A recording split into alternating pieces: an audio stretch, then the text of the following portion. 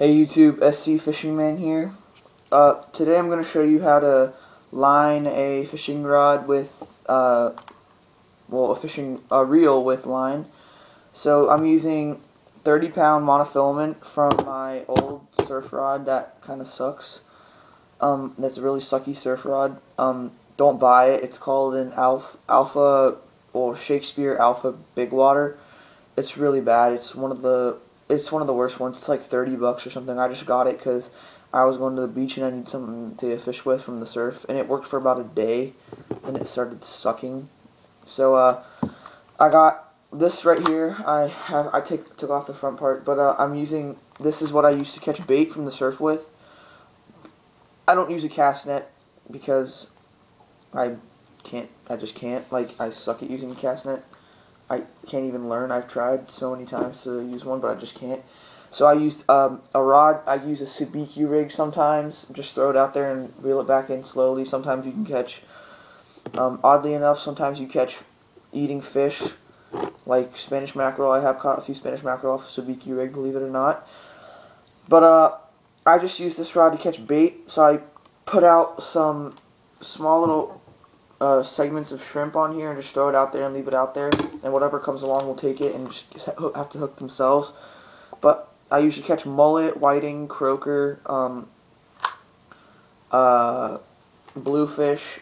With the bluefish I cut off little strips of them so that I can catch bigger bluefish or sharks.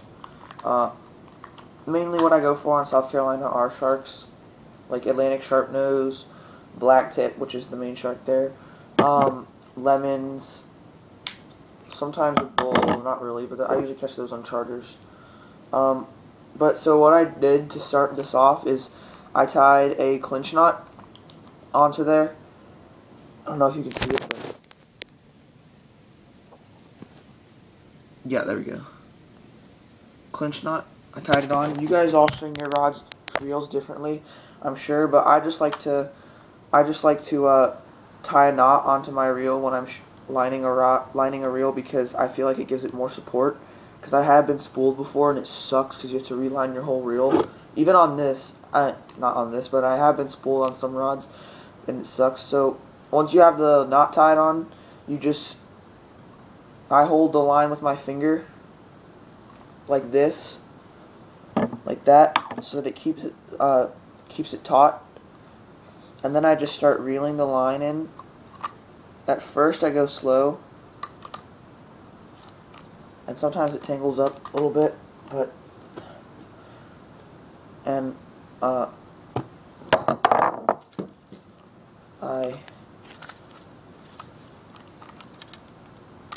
you can even this is only a 6-foot rod and a light action reel,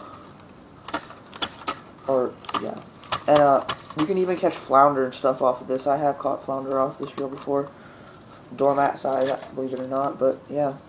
So now you're just going to start reeling, and as you can see, the line is slowly getting on the reel.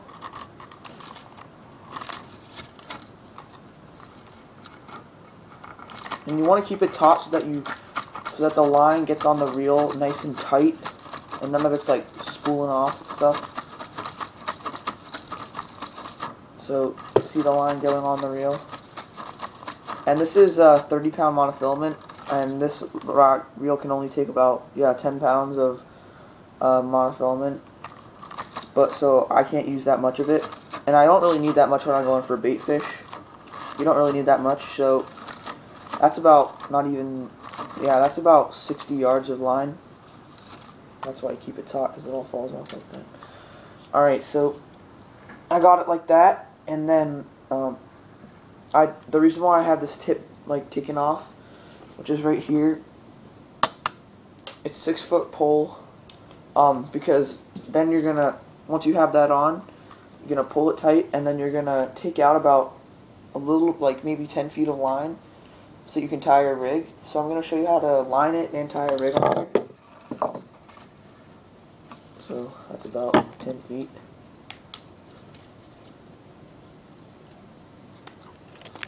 So I cut it off about 10 feet. So first I just put it through this hole right here, this little loop, or the eye. Pull it it through. Then you take your other part, put it on there. I usually twist it. And make sure they're lined up fairly nice.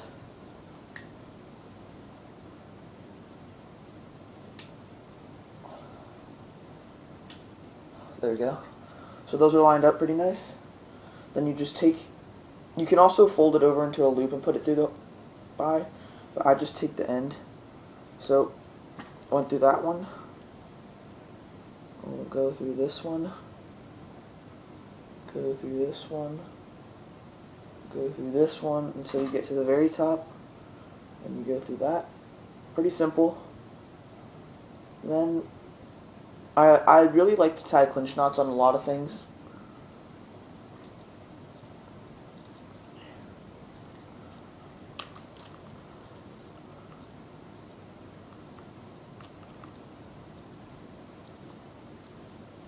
Okay. So there you go. And you can flip open the bail to get a little bit more line out. The really big downside to using heavier line that's meant for a rod or a reel is that you can get a lot of line can come out when it shouldn't, and that's really not good, especially when you're trying to catch bait, because it can spook the fish.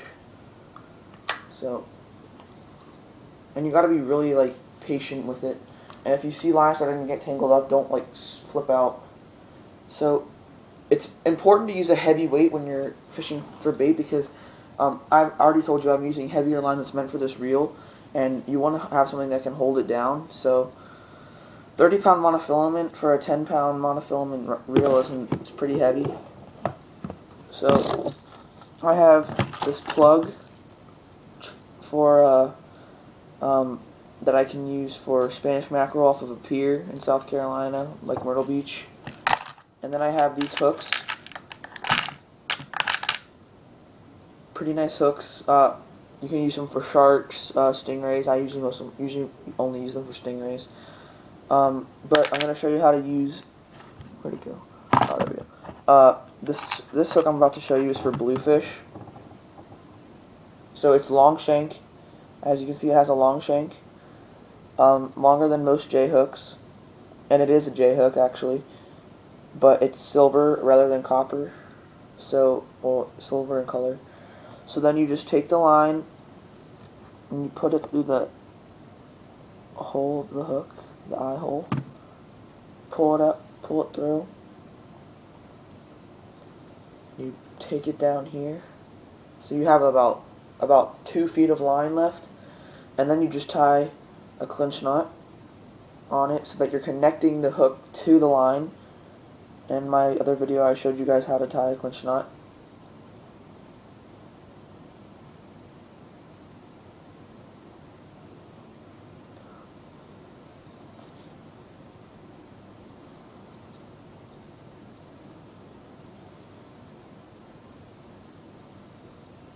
Okay, so I have one loop through, or yeah, one line, piece of line loop. There's 2. We're going to do about 6. 3.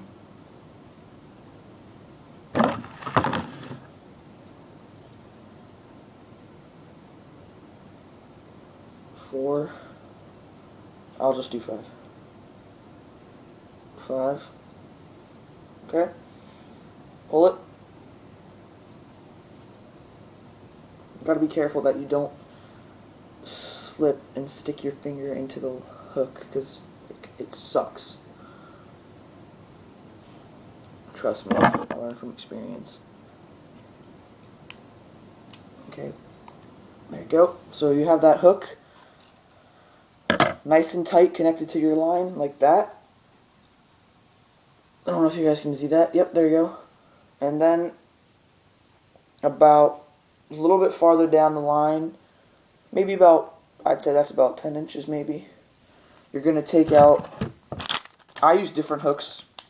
I use 2 different hooks on one reel, on one rig, because most of the time the fish go for, I know whiting especially, go for the bottom line. They go for the bottom, the bait that's on the lower part of the rig, and they don't like to go for the one that's on the top because they're usually feeding off the bottom. So that's #1 octopus hook.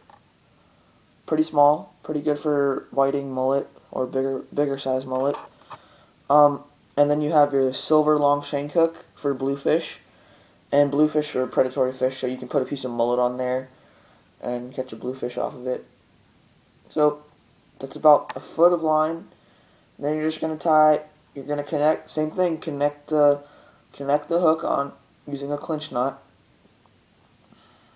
So here you go, and then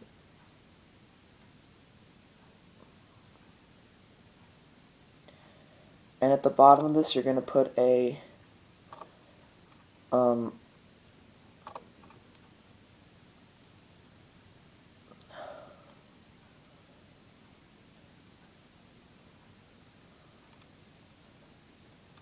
bottom of this you're gonna put a sinker. Pretty heavy one too, so it can hold bottom.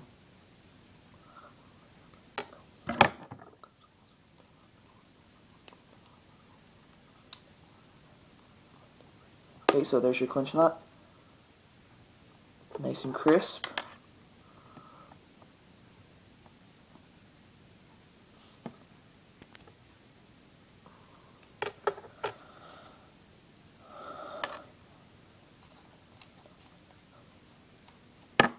Okay, so there you have it. Foot of line, 2 hooks on, connected to the line. Unlike my other rig, my pompano, croaker, whiting / bluefish stingray rig that I made a video on, you can see that the hook isn't connected to a piece of line that comes off. It's just simply connected right to the main line. This is better for smaller bait fish and stuff because it doesn't really matter for them. They usually swim up to right to the bait. But whiting, if it hangs off, I don't know why, but it's just better for them. So there you go. You have 2 hooks, and I have a 6-foot ugly stick, Shakespeare ugly stick, 30-pound monofilament. Simple rig, easy to tie. But yeah, so until next time. Next video I'll probably make will be of me fishing, probably freshwater, not surf or saltwater, but it'll probably be freshwater. Yeah, so probably in my creek that we have. It's called Tom's Creek. My name's Thomas, but it wasn't named after me. It's just called that. So yeah, so there's a simple way to line your fishing rod and a simple way to tie a simple rig. So thanks for watching, and tune in next time for another episode.